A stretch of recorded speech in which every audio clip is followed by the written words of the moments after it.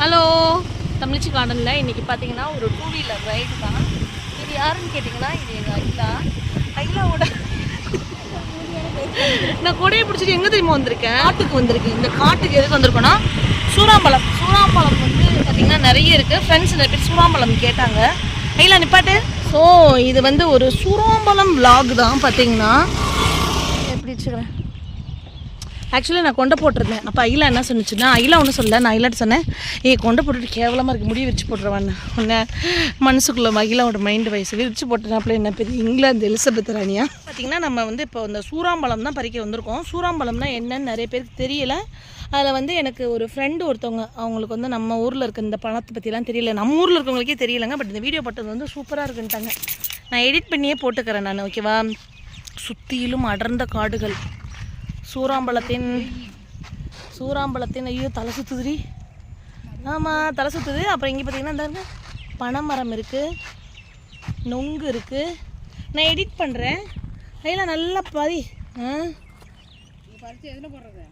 பறித்து வாயில் போடு. ஆல்ரெடி போட்டுட்டா.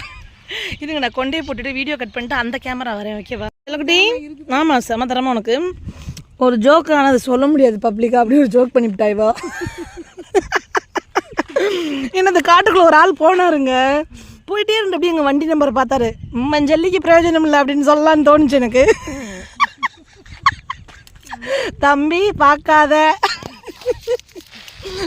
ஜல்லிக்கு பிரயோஜனம் இல்லை, அவ்வளோதான். பிரயோஜனங்கிறியா? Okay, great. இதுதான் சூறாம்பழம் பார்த்துக்குங்க. இந்த சூறாம்பழத்தை இருங்க நான் சாப்பிட்டு காமிக்கிறேன். எப்படி சாப்பிட்றேன்னா, வாழை போட்டு அப்படியே மெல்லணுங்க. அதில் ஒரு சீடு இருக்கும், அந்த சீடை கடிச்சிடக்கூடாது. கடிக்கவே கூடாதா அப்படின்னு கேட்டால் அப்படி கிடையாது, கடிக்கலாம். பட் வந்து பார்த்திங்கன்னா இந்த பழத்தோட டேஸ்ட் அது மாற்றி விட்டுரும். பழம் வந்து எப்படி இருக்குன்னு கேட்டால் இனிப்பு ஒரு 80%, துவர்ப்பு ஒரு 10%. வேற என்ன இலைகள் இருக்குது நீங்கள் சாப்பிட்டு பார்த்து சொல்லு. புளிப்பு ஒரு 10%, துவர்ப்பு வந்து 5%, புளிப்பு வந்து ஒரு 15%, ஓகேவா. செம்மையாக இருக்குது. அப்போ என்ன பண்ணணும், அப்படி சாப்பிட்டுட்டு அந்த புல் இருக்குல்ல, அது கொட்டை இருக்குல்ல, அதை வந்து துப்பிடணுங்க. கொட்டை சாப்பிடக்கூடாது. கொட்டையை சாப்பிட்டோன்னா வயிற்றுக்குள்ள போய் மரம் முளைக்கும் அப்படின்னு எங்கள் அம்மாச்சி சொல்லுவாங்க சின்ன பிள்ளைல. இப்போ என் பிள்ளைங்கள்ட்ட சொன்னால் நம்ம அப்போ கேட்டுட்டு காதோடு விட்டுட்டோம். 10 நாள் 15 நாள் கழிச்சு கேட்குங்க, உங்கள் சீடு வயபிளாக இல்லையா, ஏன் முளைக்கலை வயிற்றுக்குள்ளேன்னு கேட்குங்க. கண்டிப்பாக கேட்பாங்க தானே, ஏம்மா உங்கள் சீடு வயபிளாக இல்லையாம்மா, ஏம்மா முளைக்கலன்னு கேட்பாங்க. அதனால் நான் பிள்ளைங்கள்ட்ட சொல்லி ஏமாற்ற மாட்டேன். பெரியம்மா இதில் என்ன தெரியுமா ஒரு இதில் முள் இருக்குங்க, இங்கே பாருங்கள். முள், அவ்வளோ முள் இருக்கும் இதில். என்ன கொடுமைன்னு பார்த்தீங்கன்னா, ஒரு பொண்ணு அக்கா அந்த சீடு அனுப்புங்கக்கா, நான் இதை பரப்புகிறேன் ஊரில், எனக்கு நான் விதைச்சி விட்றேன் அப்படின்னு சொன்னால் பார்க்கணும். அப்ரிஷியேட் பண்ணுறேன் நான் அந்த பொண்ணை. அட் த சேம் டைம் வந்து பார்த்திங்கன்னா, இல்லை ஆட்டோ வருது, அது வண்டி எடுக்கிறியா, திரும்பிடுச்சு விட்டுரு, அங்கிட்டு திரும்பிடுச்சு. ஸோ அவங்களும் நம்மளை மாதிரி சூறாம்பழம் வரைக்கும் வந்தவங்களாக தான் இருக்கும். இந்த காட்டுக்குள்ளே வேறு எதுக்கு வர போகிறாங்க ஆட்டோவில். நீ வேற, நான் எது சொன்னாலும் அப்படி சொல்லாதீங்க. அதனால தான் நான் உன்னை கூப்பிட்டு வந்தேன், வீரமங்கை ஒன்று. நான் சொன்னேன் பாரு ஒரு ஜோக்கு, இப்போ செம்ம ஜோக்கு போ. என் வீட்டுக்காரரு நான் சொன்னேன் சூறாம்பழம் பறிக்க போனோம், அது 1 கிலோ ஒருத்தவங்க கேட்டிருக்காங்க, என் ஃப்ரெண்டு, அவங்க பாவம் டேஸ்ட் பண்ணணுன்னு ரொம்ப ஆசைப்பட்றாங்கன்னு சொன்னோன்னே, போமா ஆனால் வந்து அகிலா கூப்பிட்டு போ தைரியமாக. இங்கே பாருங்கள் இந்த ஜோக்கு. சீடை காமிக்கிறேன்னா, இதுதான் சீடு. சூறாம்பழத்தோட சீடு வந்து இது தான். கடிக்கலாமான்னு கேட்டால் கடிக்கலாம். அது ஒரு மாதிரி டிஃப்ரெண்ட்டான டேஸ்ட்டில் இருக்குங்க, நொரன்னு இழந்த பழம் இருக்குல்ல அந்த மாதிரி, ஓகேவா.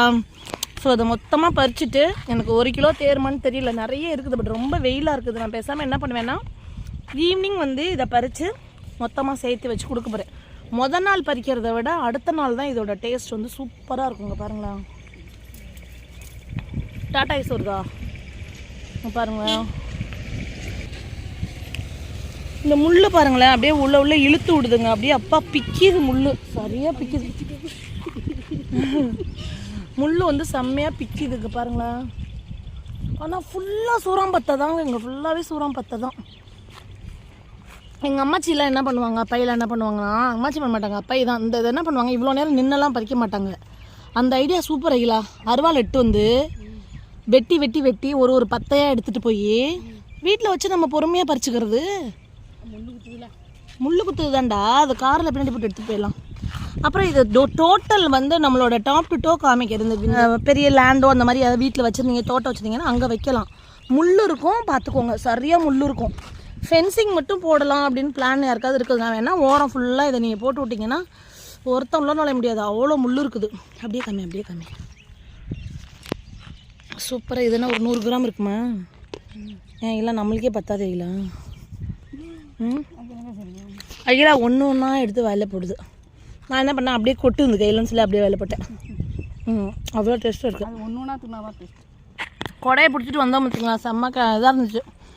நான் ஐயாட்ட சொன்னேன், ஐயா நீ தான் இல்லை பண்ணையாரம்மா, காய் இப்படி தான் இருக்கும் அப்படின்னு சொல்லிட்டு பிடிச்சிட்டு வந்தேன். அப்புறம் சொன்னேன், எங்கள் ஏரியாவில் இருக்கீங்கன்னு நினைப்பானுங்க, எவ்வளோ திமிரு பேர் 2 வீலரில் போகிறப்ப கொடையை பிடிச்சிக்கிட்டு 2 வீலருக்கு டிரைவர் வச்சுட்டு போகிறா இவ அப்படின்னு யாரோ என்னமோ பேசுகிறோம். நமக்கு நாம் அவ்வளவே தான். ஸோ நீங்களும் என்ஜாய் பண்ணியிருப்பீங்கன்னு நினைக்கிறேன். சாரி, ஒரு கார்டனராக சொல்லுவோமா, இது வந்து பார்த்திங்கன்னா சீடு போட்டால் வருமா என்னங்கிறது எனக்கு தெரியாது. பட் இந்த இடத்துல நிறைய பக்கத்தில் செடிகள் பக்கத்தில் அப்படியே வந்து ஃபுல்லாக இதாகி போயிருக்கு. ஏதாயினா ஸ்ப்ரெட் ஆகி நிறைய செடி இருக்குது. எனக்கு தெரிஞ்சு அப்போனா இது விதை விழுந்து தான் வந்திருக்கணும் இந்த ஏரியா ஃபுல்லாக. இன்னொன்று ஒரு பெரிய மரமாட்டம் அப்படி போய் ஃபுல்லாக வந்து முள் அதிகமாக இருக்குப்பா. இதில் சீசன் எப்போ பூக்கும் காய்க்கும்னு கேட்டிங்கன்னா ஜனவரி, பிப்ரவரி, மார்ச், ஏப்ரல், மே வரைக்கும் அது இருக்கும். அதுக்கப்புறம் பார்த்திங்கன்னா என்ன நீங்கள் பண்ணாலும் இதில் வந்து காய் பார்க்கவே முடியாது. ஏப்ரல் மேலே தான் இதோட காய் இன்னும் பீக்கில் வந்து இருக்கும். இந்த காயெல்லாம் மொத்தமாக பழுத்து அந்த மாதிரி இருக்கும்னு வச்சுக்கோங்களேன். அது தண்ணி வேணுமான்னு கேட்டால் மேபி நான் நினைக்கிறேன் கண்ணு உருவாகிற வரைக்கும் கொஞ்சம் தண்ணி தேவையாக இருக்கும். அதுக்கப்புறம் இங்கெல்லாம் வந்து யார் தண்ணி ஊற்ற போகிற காட்டில். அதனால் இது வைல்டு, இது எங்கேயுமே வந்து இதெல்லாம் இது பண்ணாது. தண்ணியெல்லாம் வந்து ஊற்றி வளர்க்கணும் அப்படின்றதெல்லாம் கிடையாது. தொட்டியில் வச்செல்லாம் வளர்க்க முடியாது எனக்கு தெரிஞ்சு, வேறு பிடிங்கி பார்த்தா தான் தெரியும். ஸோ அதனால் இது ஒரு மரம் தான், இது இந்த மாதிரி தான் இருக்கும் தங்கங்களா. நெக்ஸ்ட் வீடியோவில் இது இந்த வீடியோன்னு எனக்கு தெரியும் கண்டென்ட்டோட சூப்பர் வீடியோ பண்ணுறேன். ஆனால் வந்து பார்த்திங்கன்னா சூறாம்பழம் பார்க்காதவங்க எத்தனையோ பேர் என் வீடியோ பார்த்து இப்போ தான் ஃபஸ்ட் டைம் பார்க்குறோன்னு ரொம்ப ஹாப்பியாக இருந்திருக்கீங்க. சரியா, ஹாப்பி கார்டனிங். அடுத்து பனைமரம், நொங்கு, அதுவும் கண்டினியூஸாக போடுவோம். இங்கெல்லாம் நொங்கு தான் இருக்குது மேலே. என்ன வைக்கலாம்? சரி வா நம்ம போமா. அதான் ஏப்ரல் மேலே நொங்கு வரும். அதான் மிரட்டுது ஓடு. நான் பார்க்க தாண்டி வெள்ளையா இருக்கேன். ஆனால் சூரம்பழம்லாம் சாப்பிடுவேன். ஆமாம், பார்த்தா வேற நார்த் இந்தியனானே வீட்டுக்காரர் வந்து பாருங்கடா. சாரி உங்களை வேற நான் அப்படி கொத்தி ஒரு விட்டுறேன் தலையில். அடுத்த நான் நவாப்பழம் இருக்கா? இல்லை. சரி, நெக்ஸ்ட் வீடியோவில் சந்திப்போமா. பின்னாடி காமிச்சோம் இங்கே எவ்வளோ பெரிய இது பாருங்க. ஏன்னா இந்த சைடு ஃபுல்லாகவே வந்து கிராமம் தாங்க, சரியான கிராமம். அந்த சைடு ஃபுல்லாக கிராமம் தான் இருக்கும். கண்டினியூஸாக பார்த்தீங்கன்னா கிராமம் தான் இருக்கும். Super journey. 1 கிலோ தானே? ஓகே. ஆரஞ்சு 100 ரூபாக்கா கிலோ, அது 1 கிலோ போட்டுருங்க. மாதுளண்ணே 160. டெய்லி இருப்பீங்களா? டெய்லி இருக்கா, ஒரு 2 நாளைக்கு ஒரு நாள் வருவோம். சரி, நான் பார்த்துக்கிறேன், பக்கத்தில் தான். சரிக்கா. நல்லா மஞ்சளாவே போடுங்க, அருமையாக இருக்கு. எல்லாம் இனிப்பாக இருக்குமா? இப்போ இருக்க வீடு பக்கத்தில் தான். அருமையாக இருக்குமா? ஆக்சுவலி இந்த வீடியோ வந்து இதோட முடியுதுங்க. ஒரு சின்ன கதை மட்டும், கதையெல்லாம் நடந்த விஷயத்த சொல்லிட்டு நான் அதை பண்ணுறேன். நான் அந்த சூறாம்பழம் பறிச்சுட்டு வர்ற வழியில் வந்து பார்த்திங்கன்னா இந்த ஃப்ரூட்ஸ் வந்து அந்த அண்ணன் தரையில் அந்த இடத்துல வச்சுருந்தாங்க. எனக்கு வந்து பழக்கம் எப்போவுமே நான் சொல்கிறேன், நான் வந்து பெரிய அந்த நீல்கிரேஸு, இன்னும் வந்து க்ளோஸ்டு அந்த ஐஸ் பெட்டி, ஐ மீன் குளிர்சாதன பெட்டி வச்ச மால்லையோ அங்கே இங்கேயோ போயெல்லாம் நான் ஃப்ரூட்ஸ் வந்து வாங்க மாட்டேன். ரொம்ப காமனாக வெள்ளிக்கிழமை சந்தை எங்கள் ஏரியாவில் போடுவாங்க முன்னாடி, இப்போ ஆஃப்டர் கொரோனா போடுறதில்ல. அந்த இடங்கள்ல இல்லைனா வந்து மற்ற இந்த மாதிரி ரோட் சைடு இது பண்ணி இந்த மாதிரி இடங்கள்ல தான் வந்து தஞ்சாவூர் சைடு வந்து பார்த்திங்கன்னா நிறைய இங்கேருந்து மன்னார்குடி போகிற வழி கும்பகோணம் எங்கேனாலும் பார்த்திங்கன்னா அந்த புளிமரத்தடியில் வந்து நிறைய கடை போட்டிருப்பாங்க. அந்த மாதிரி ஃப்ரெஷ்ஷாக தான் இருக்கும். இந்த பேக்கெட்டில் கவர் பண்ணி அங்கங்கே ஓட்டை போட்டு அது வாங்குகிற பழக்கம் எப்பயுமே இருந்ததில்லை. அந்த பழக்கம் இருந்ததில்லைன்னு வச்சுக்கோங்களேன். ஸோ இதில் நான் என்ன சொல்ல வரேன் அப்படின்னா, எனக்கு நான் பழம் வாங்க போனப்போ ஜிபே இருக்கான்னு கேட்டேன், இல்லைன்ட்டாங்க. அதை கடந்து போயிட்டேன். அகிலா வண்டி அங்கே நிப்பாட்டியிருந்தேன். நான் சொன்னேன், அகிலா ஜிபே கிடையாதான், வா போகலான்னு ஒரு சோகமாக சொன்னேன். பக்கத்தில் நான் ஆட்டோவில் இருந்த ஒரு அண்ணா என்ன பண்ணாங்கன்னா, கூப்பிட்ருக்காங்க. எனக்கு அவர் தான் தெரில, என்ன நான் இவர்கிட்ட வந்து கேட்டேன், நான் கூப்பிடலன்னார். அப்புறம் அந்த ஆட்டோ என்ன சொன்னார், ஜிபே இல்லாட்டி பரவாயில்லம்மா, நீங்கள் வந்து அவர்கிட்ட இப்போ பழம் வாங்கிட்டு வந்து என்கிட்ட பே பண்ணுங்கள், நான் உங்களுக்கு மணி தரேன், நீங்கள் கொடுத்துருங்கன்னாரு. இதில் எனக்கு வந்து ப்ளஸ்ஸாக என்ன பட்டது, டக்குன்னு தோணுது என்னன்னா, என்னை போல் ஒருவனா அப்படின்னு தோணுச்சு. ஏன்னா நான் எதுவுமே யோசிக்க மாட்டேங்க, டக்குன்னு வந்து எனக்கு தோன்றதை நான் சொல்லிவிடுவேன். என்னோடய வீடியோஸ் ஃபுல்லாக பார்த்தீங்கன்னாலே தெரியும். ரொம்ப வந்து வெள்ளந்தின்னு சொல்ல முடியுமா என்னங்கிறது எனக்கு தெரியல. நான் எதையுமே ஒரு க்ரூரமாக எப்படி சொல்கிறதுன்னு எனக்கு தெரியல. அப்படிலாம் யோசிக்கிறதில்ல. உடனே வந்து நான் என்ன பண்ணிட்டேன்னா, ஓகே வந்து நான் சொல்லிவிட்டு ஓகேனான்னு சொல்லிட்டு ஒரு செகண்ட் எதுவுமே யோசிக்கல. ஒன்று இந்த பாசிட்டிவ் இது மட்டும் என் திங்கிங் ஓடிட்டே இருக்குது. நம்ம தங்கங்களுக்கு, அதாவது என் கஸ்டமர்ஸ்க்கு வந்து நான் பிளான்ஸ் இது பண்ணும்போது அது எவ்வளோ கைண்டாக நம்ம இது பண்ணுறதா, என்ன ஒரு விஷயம்னு தெரியலையே, இவங்க வந்து இப்படி நம்மளுக்கு இந்த பழத்தை வாங்குறதுக்கு இது பண்ணுறாங்களே. சில பேர் நினைக்கலாம், அப்படி இந்த பழத்தை வாங்கி திங்கணுமா அப்படின்னு நீங்கள் நினைக்கலாம். வெரி சிம்பிளுங்க. நான் வாங்கணும்னு நினச்சா அவர் கூப்பிட்டாரு, நான் போய் வாங்கிட்டேன்னு வச்சுக்கோங்களேன். வீட்டுக்கு வந்து அந்த வீடியோ எடிட் பண்ணும்போது இதில் 2 விஷயம். இந்த பழம் கடை நடத்துகிறாரு பாருங்க, அவருக்கு வியாபாரம் ஆணுச்சு, பிஸ்னஸ் ஆணுச்சு, அவருக்கு அது ப்ளஸ்ஸு. இந்த மனுஷன் எனக்கு பண்ணினது வந்து எனக்கு அவ்வளோ ஹாப்பியாக இருந்துச்சு. நெகட்டிவாக என்ன நான் வந்து வீடியோ எடிட் பண்ணும்போது தோணுச்சு அப்படின்னு நீங்கள் வந்து பார்த்தீங்கன்னா, சில பேர் வந்து நம்ம இப்போ ஜிபேயில் வந்து அவ்வளோ ப்ராப்ளம் இருக்குது, இவ்வளோ ப்ராப்ளம் இருக்குது, எப்படி சிஸ்டர் இதை போய் நீங்கள் பண்ணீங்கன்னு நீங்கள் நினைக்கலாம். ஆக்சுவலி ஒரு ஆட்டோக்காரர் வந்து அந்த இடத்துல இது பண்ணல. அவர் யாருன்னு பார்த்தீங்கன்னா, பொண்ணை வந்து அந்த காலேஜில் வந்து கூப்பிட்றதுக்காக வந்து வெயிட் பண்ணிக்கிட்டே அவர் ஆட்டோ வச்சிருக்கிறார். அவரவே தான்.